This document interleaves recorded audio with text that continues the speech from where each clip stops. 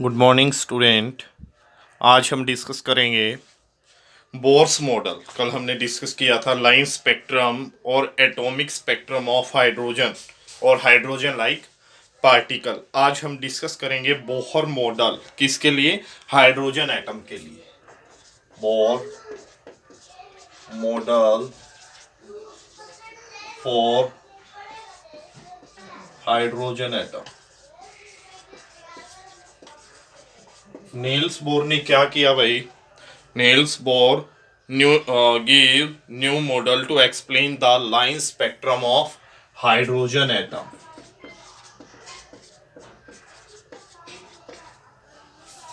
Gives a new model to explain, किसको explain करने के लिए? Line spectrum of hydrogen atom. कल हमने टॉपिक किया था लाइन स्पेक्ट्रम या एटॉमिक स्पेक्ट्रम हाइड्रोजन का। तो नील्स बोर ने क्या किया? न्यू मॉडल दिया लाइन स्पेक्ट्रम को एक्सप्लेन करने के लिए और to overcome the objection against Rutherford model. Rutherford model के अगेंस्ट जो ऑब्जेक्शन थे उसमें भाई इलेक्ट्रॉन लगातार क्या करता है? रिवॉल्व करता है न्यूक्लियस के चारों ओर, वो एनर्जी एमिट करता है। एनर्जी एमिट करेगा तो जो इलेक्ट्रॉन का जो ऑर्बिट है वो श्रिंक होता रहेगा। फाइनली इलेक्ट्रॉन किस में गिरेगा? न्यूक्लियस में। तो वो उसकी लिमिटेशन थी, उसको ओवरकम करने के लिए भी ये मॉडल दिया गया। एंड टू ओवरकम द, किस लिए दिया गया? To overcome the objection against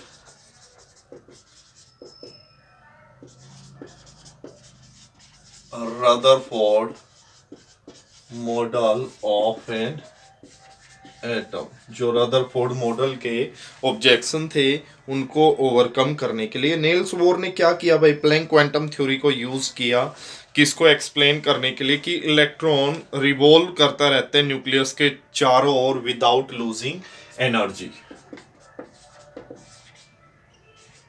Niels Bohr use, क्या किया? किसको यूज किया इसने? प्लैंक क्वांटम थ्योरी को। प्लैंक्स क्वांटम थ्योरी किसको एक्सप्लेन करने के लिए? टू एक्सप्लेन, ये एक्सप्लेन करने के लिए भाई why electron keeps on revolving, घूमता रहता है किसके चारों? अराउंड द न्यूक्लियस, न्यूक्लियस के चारों ओर without losing energy. Energy lose नहीं करता है भाई। इसको एक्सप्लेन करने के लिए क्या किया? नील्स बोर ने प्लैंक क्वांटम थ्योरी को यूज किया एक्सप्लेन करने के लिए भी। इलेक्ट्रॉन रिवॉल्व करता रहता है न्यूक्लियस के चारों ओर बिना एनर्जी खोए। जो इंपॉर्टेंट पोस्टुलेट थे बोर मॉडल के हाइड्रोजन एटम के लिए वो हैं the important postulates of Bohr's model.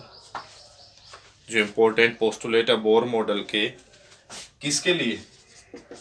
Of hydrogen atom, hydrogen atom के लिए। फास्ट क्या है? कि इलेक्ट्रॉन क्या करता है? रिवॉल्व करता रहता है। या पहला हम डिस्कस करते हैं एटम में क्या होता है। पॉजिटिव चार्ज का न्यूक्लियस होता है जो कहाँ पे सिचुएट होता है? सेंटर पे। Atom consist of positively charge nucleus present at the centre. और ये क्या करता है? बहुत ही कम स्पेस ऑक्यूपाई करता है। वो तो रदरफोर्ड ने भी बताया था भाई कि जो वॉल्यूम है न्यूक्लियस की that is very small as compare to the volume of an atom. Atom की वॉल्यूम की बजाय जो न्यूक्लियस की वॉल्यूम है वो काफ़ी कम है। तो क्या बता रहा है बोर ने? क्या बताया? एटम में क्या है? पॉजिटिवली चार्ज न्यूक्लियस है, सेंटर पे प्रेजेंट है, बहुत ही कम स्पेस इसने ऑक्यूपाई कर रखा है और जो सारा का सारा मास एटम का is suppose to be concentrated in the nucleus. उसको माना जाता है कि वो कहाँ सिचुएट है? न्यूक्लियस में। तो पहला पोस्टुलेट क्या बना? एटम कंसिस्ट ऑफ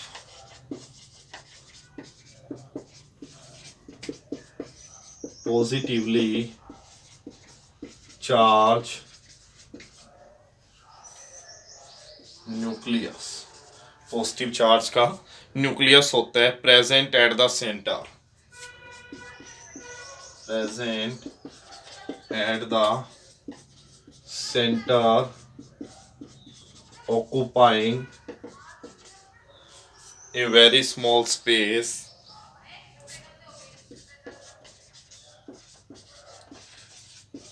बहुत कम जगह में होते हैं nucleus. Whole of the mass, सारा का सारा mass of an atom is सुपोज्ड,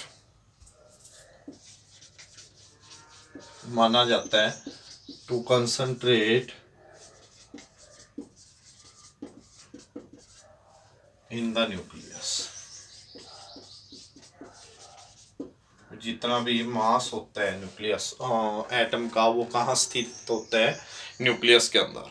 second postulate है कि out of infinite number of circular orbit, orbit क्या होता है जिसमें इलेक्ट्रॉन रिवॉल्व करता है, इन्फिनिट बहुत सारे हैं, उनमें से इलेक्ट्रॉन केवल कुछ निश्चित फिक्स्ड सर्कुलर ऑर्बिट में घूमते हैं। इनको हम क्या बोलते हैं? स्टेशनरी स्टेट या allowed energy level. Out of infinite number of circular orbit,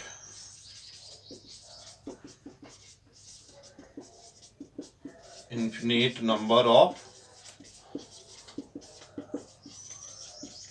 circular orbit, infinite number अपने पास सर्कुलर ऑर्बिट्स के कहां पे possible around the nucleus, nucleus के चारों ओर बहुत सारे इन्फिनिट नंबर है किसके? सर्कुलर ऑर्बिट के। इलेक्ट्रॉन रिवॉल्व करेगा,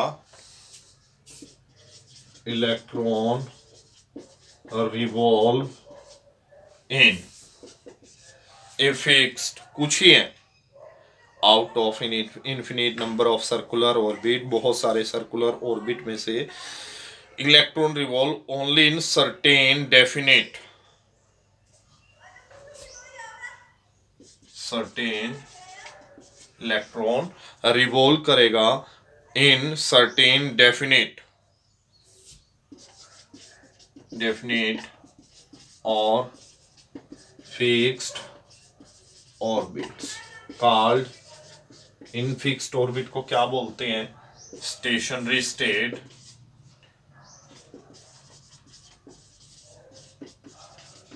और allowed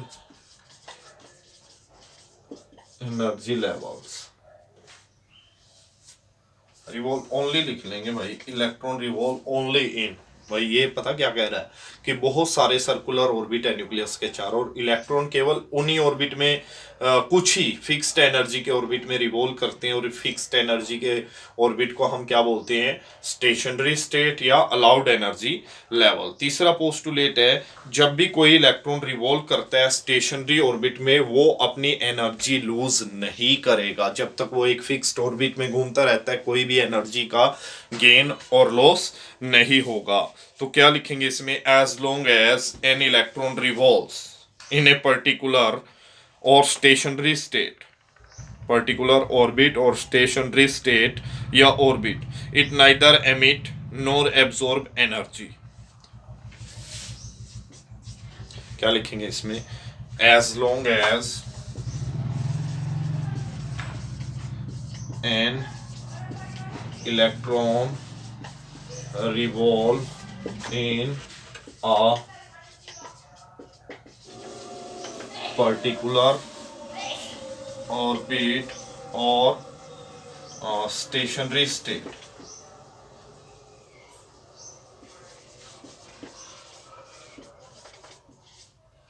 जब तक इलेक्ट्रॉन एक पर्टिकुलर ऑर्बिट या स्टेशनरी स्टेट में क्या करता है? रिवॉल्व करता है, it neither emit nor absorb energy, ना तो ये एनर्जी निकालता है ना ही ये एनर्जी गेन करता है। इसका क्या मतलब है, जो एनर्जी है इलेक्ट्रॉन की वो कांस्टेंट रहेगी जब तक ये रिवॉल्व करता है सेम ऑर्बिट में। इट मींस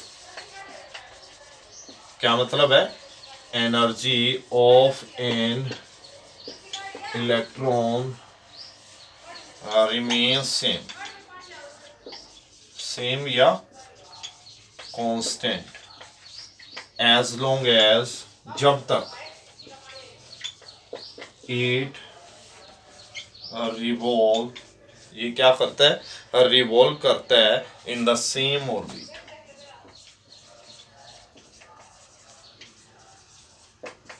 क्या क्या पढ़े, पहला पोस्टुलेट है भाई कि जो सारा का सारा मास है या जो पॉजिटिव चार्ज या पॉजिटिव चार्ज कहाँ सिचुएट है, थोड़ी सी जगह में, और एटम का सारा मास इस न्यूक्लियस में स्थित होता है। सेकंड क्या है, यहाँ पे इन्फिनिट नंबर ऑफ ऑर्बिट है, लेकिन इनमें से कुछ ही ऑर्बिट में इलेक्ट्रॉन रिवॉल्व करते हैं और उनको हम क्या बोलते हैं, स्टेशनरी स्टेट और लाउड एनर्जी लेवल। थर्ड है, जब तक कोई इलेक्ट्रॉन रिवॉल्व करता है एक स्टेशनरी स्टेट में, ना तो ये एनर्जी एमिट करता है ना ही एब्जॉर्ब करता है। इसका क्या मतलब है, एनर्जी सेम रहेगी इलेक्ट्रॉन की जब तक ये किसी ऑर्बिट में रिवॉल्व करते हैं। फोर्थ पोस्टुलेट है अपना, सिर्फ उन्हीं ऑर्बिट को माना जाएगा जिनमें एंगुलर मोमेंटम, इलेक्ट्रॉन की एंगुलर मोमेंटम, क्योंकि वो सर्कुलर पाथ में रिवॉल्व करता है, सिर्फ उन्हीं ऑर्बिट को माना जाएगा जिनमें इलेक्ट्रॉन का एंगुलर मोमेंटम h/2 का इंटीग्रल मल्टीपल हो। इंटीग्रल जैसे 1h/2, 2h/2, 3h/2, ठीक है, इंटीग्रल मल्टीपल हो। Only those orbit are permitted, fourth है अपना, only those orbit are permitted, वही ऑर्बिट माने जाएंगे, अलाउ किए जाएंगे, in which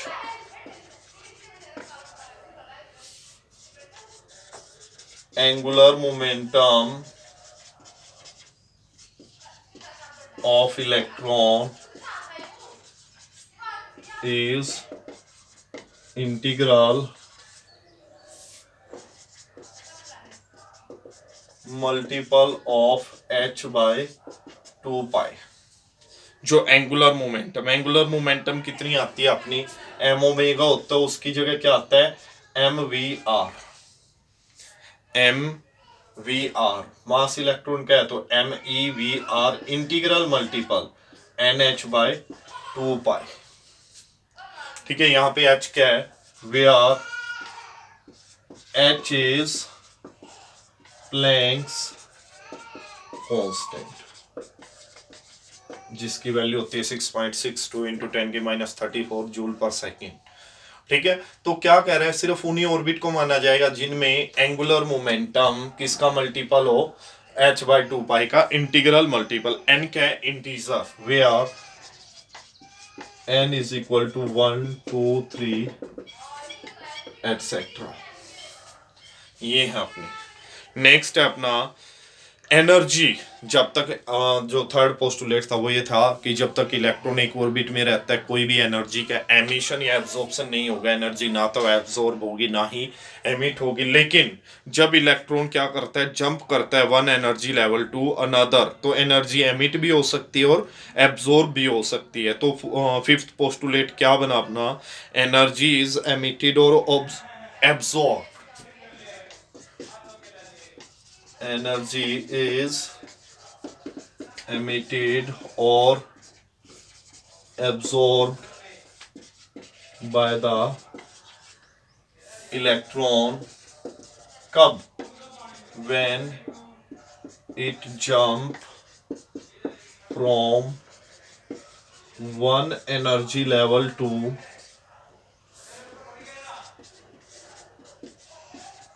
another energy level।